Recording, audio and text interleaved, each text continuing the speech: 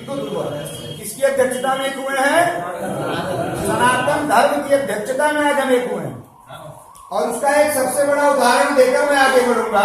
और उसका सबसे बड़ा उदाहरण यह है कि आज से 4 वर्ष नहीं, आज से लगभग 6-7 वर्ष पहले जब माननीय अटल बिहारी वाजपेयी जी राजनीतिक करियर की अंतिम सांसें ले रहे थे, तो लोगों ने यही कहा कि भाजपा खत्म, हिंदुत्व का समापन दिवस है, अब आज के बाद हिंदुत्व कभी आगे नहीं बढ़ेगा। जितने दुष्ट, पाखंडी और पापी लोग थे वो हंसे, ढाके मारे, उन्होंने कहा बस हिंदुत्व का सूर्य यहीं पर अस्त हो रहा है।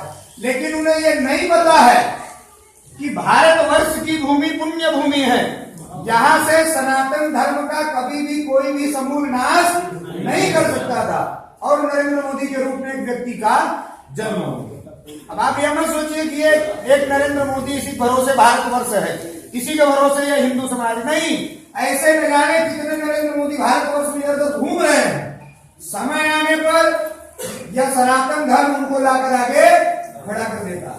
अगर हम यह सोचेंगे, व्यक्ति पूजा में अगर हम लग गए, व्यक्ति पूजा का मतलब अगर हमारे दिमाग में यह भ्रम आ गया कि स्वामी अंबुजानंद की वजह से केवल स्वामी अंबुजानंद चाहेंगे तो जौनपुर में हिंदुत्व आगे बढ़ जाएगा, तो हिंदुत्व तुरंत पीछे चला जाएगा। अगर हमारे दिमाग में यह आया कि उत्तर प्रदेश की जिम्मेदारी केवल योगी आदित्यनाथ की है, तो तुरंत उत्तर प्रदेश से हिंदू समाप्त हो जाएगा। जैसे ही हमने सोचा कि केवल नरेंद्र मोदी और अमित शाह की आवश्यकता है, केवल उनकी जिम्मेदारी है, तो फिर सनातन धर्म के पतन को कोई भी बचा नहीं सकता। उसके लिए सबसे बड़ा जिम्मेदार अगर कोई है तो वह हमारा सनातन धर्म और हिंदू समाज है। हम जितना ज्यादा एकजुट होंगे, जितना ज्यादा हम संगठित होंगे, उतनी ज्यादा हमें प्रसिद्धि मिलेगी, उतनी ज्यादा ख्याति मिलेगी। एकता में इतना सामर्थ्य है कि कभी कभी हम वो काम कर जाते हैं कि स्वयं को विश्वास नहीं होता कि ये क्या हो।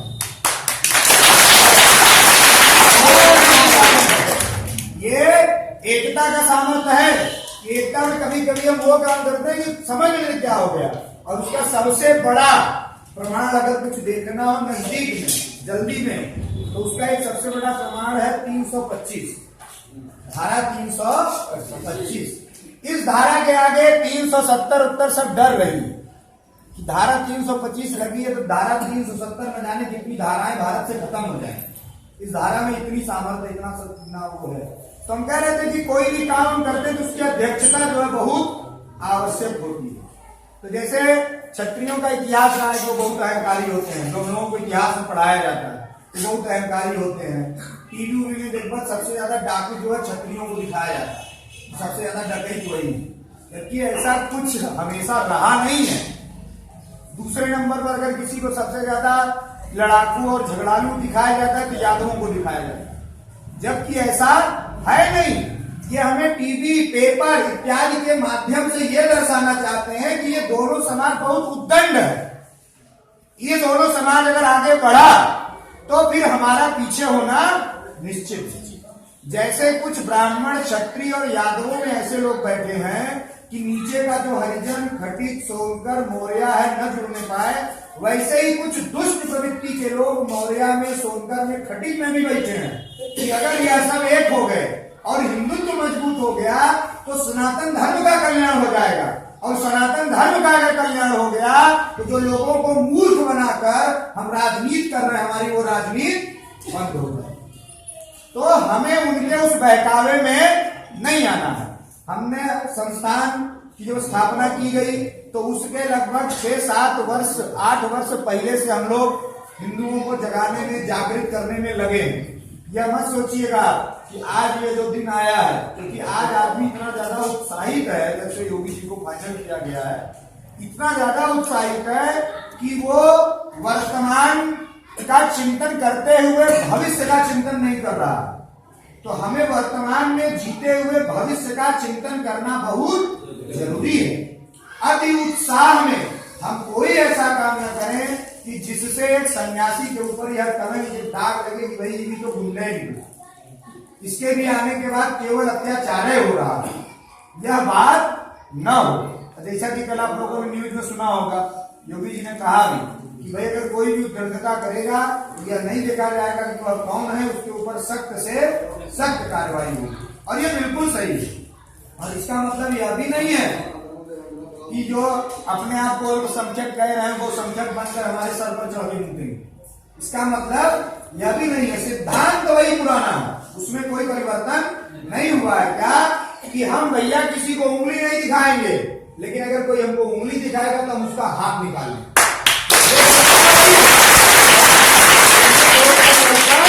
नहीं होगा। हम जो शुरू से हम लोग कहते थे, जो योगी जी ने कहा, जो हिंदुत्व के जाने कितने पुरोधा आए कहकर चले गए, उस पद्धति को, उस परंपरा को हम निर्माण करेंगे। तो उसी सारे विचारों के बाद हम लोगों ने जब 2 साल पहले शिव सेवा संस्थान की स्थापना की, तो उसमें जो है विमल सिंह जी को अध्यक्ष बनाया गया। तो बहुत से लोगों ने हम लोगों के दिमाग में भ्रम डाला, स्वयं हमारे, और उसमें ज्यादा करके ब्राह्मण यादव ये 2 बिरादरियां ज्यादा थी। कारण क्या, सामने ठाकुर जी हैं, जहाँ यादव सामने आता है तो वहां ठाकुर और ब्राह्मण आ जाते हैं, मौर्य आ जाते हैं। तो मतलब जहां एक दूसरी बिरादरी की बात आती है, 3-4 बिरादरी के जो दुष्ट लोग हैं वो सब इकट्ठा हो जाते हैं। कहते हैं लोग तो वकील है, ठाकुर है, तो बुरे ही चले, वकीलन वाला दिमाग चले। अब देखिए कितनी बड़ी कृपा है, वकील अपना विधायक हो गया। खुशखबरी का विषय सुनने में आया कि मंत्री हो रहा है, खुशखबरी एक उससे बड़ी हो गई कि कौन आगे राज्य मंत्री हो गए। हर हर महादेव। इस शब्द ऐसा का सुनने के बाद सब सोचने लगे ही क्या हो, चौंकने की स्थिति है। क्यों? क्योंकि इस चुनाव के ठीक पहले आप लोग यह कतई मत सोचिएगा कि मैं कोई राजनीतिक बात कर रहा हूं। मेरी टोटल बात केवल हिंदुत्व की है। टोटल बात में जितना सब कुछ कह रहा हूं, यह सारी की सारी बात हिंदुत्व की है। इस चुनाव के ठीक पहले यही स्थिति थी। मैं बाबा के सामने कसम खाकर कह रहा हूं, मेरा कोई विचार नहीं था कि मैं किसी राजनीतिक पार्टी के साथ जाकर खुले रूप में उसका प्रचार प्रसार करूं, कोई विचार नहीं था। लेकिन कुछ कथाकथित मुसलमानों ने और कुछ तथाकथित हिंदुओं ने हमको ऐसी ठोकर मारी कि मेरा ब्रह्मांड हिल गया। उसने यही कहा कि संभव ही नहीं है, ये हो ही नहीं सकता। अब इतना सुनने के बाद तब तो फिर अंदर से हृदय हिल गया। चला हम लोग संगठन का काम कर रहे हैं, हिंदुत्व को एकजुट कर रहे हैं, बाकी कहाँ क्या हो रहा है इससे हमको कोई लेना देना नहीं। लेकिन सदर विधानसभा में गिरीश यादव के अलावा कोई दूसरा व्यक्ति जीतना नहीं। और महादेव की कृपा, उनके आशीर्वाद,